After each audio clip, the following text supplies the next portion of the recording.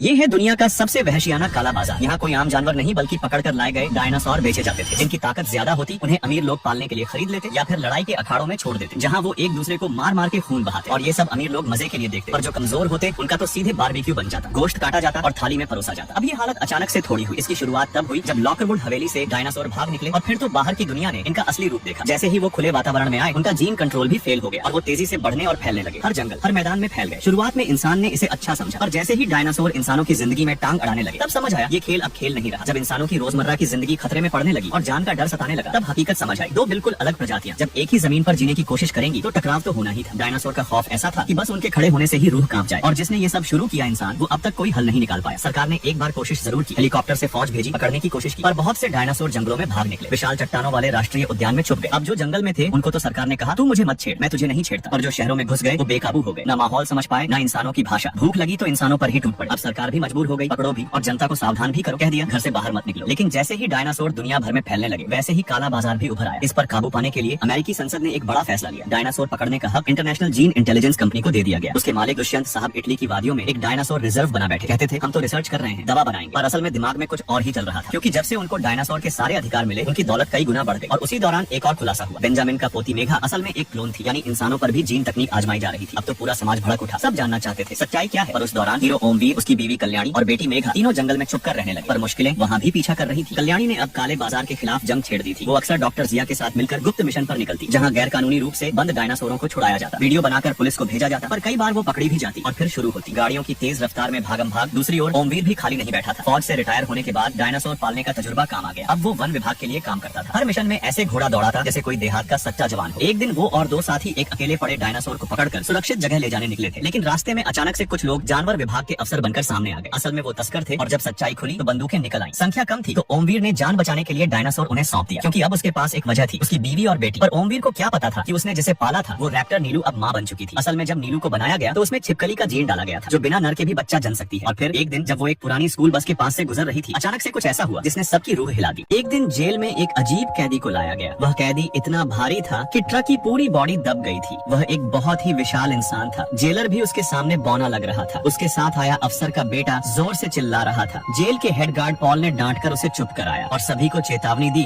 कि इस कैदी को गुस्सा नहीं दिलाना चाहिए। लेकिन वह बेचारा कैदी खुद बहुत डरा हुआ लग रहा था और उसने पॉल से पूछा, रात को लाइट बंद करते हो क्या? मुझे अंधेरे से डर लगता है। और पॉल से हाथ मिलाने के लिए उसने अपना बड़ा सा हाथ बढ़ा दिया, पर पॉल को यह सब बहुत अजीब लगा। अगले दिन पॉल की जिज्ञासा बढ़ी तो उसने जॉन का केस फाइल देखा, जिसमें लिखा था कि वह दो छोटी बच्चियों की हत्या के आरोप में फांसी की सजा पर था। दरअसल एक किसान की दो बेटियां गायब हुई थी और ये कैदी उनके शव को गोद में लिए रोता हुआ मिला था। क्योंकि वह एक आला आदमी था और उस जमाने में नस्ल भेद बहुत था, इसलिए बिना जांच के ही उसे दोषी मान लिया गया। पुलिस ने फौरन उसे गिरफ्तार किया और सीधे फांसी की सजा दे दी। लेकिन पॉल को इस फैसले पर शक हुआ, पर वह केवल एक गार्ड था, उसका काम सिर्फ कैदियों का ध्यान रखना था। अगले दिन जेल में एक और खतरनाक कैदी लाया गया, जिसका चेहरा पागलों जैसा था, लेकिन सभी गार्ड्स ने उसे हल्के में लिया। लेकिन बड़े कैदी ने पॉल को बताया कि उसे गंभीरता से ले, पर किसी ने उसकी बात नहीं मानी। कैदी अचानक भड़क गया और एक गार्ड को बुरी तरह मार दिया और पॉल को भी लात मारी। लेकिन एक गार्ड बीच में आया और उस कैदी को रोक दिया, वरना कई लोग घायल हो सकते थे। एक दिन पॉल की पेशाब की बीमारी बहुत दर्दनाक हो गई। वह तकलीफ में जमीन पर गिर गया। वह बहुत समय से इन्फेक्शन से जूझ रहा था और हर बार वॉशरूम जाने में चीख उठता था। फिर बड़े कैदी ने पॉल को बुलाया। उसने कहा कि वह उससे मिलना चाहता है। पॉल दर्द में था, लेकिन फिर भी गया और जैसे ही पास पहुंचा बड़े कैदी ने उसे पकड़ लिया। पॉल को लगा उस पर हमला हो रहा है, लेकिन बड़े कैदी ने उसके मैन पॉइंट पर हाथ रखा और तभी लाइट बल्ब तेजी से चमकने लगे। लाइट्स की चमक से कमरा रोशनी से भर गया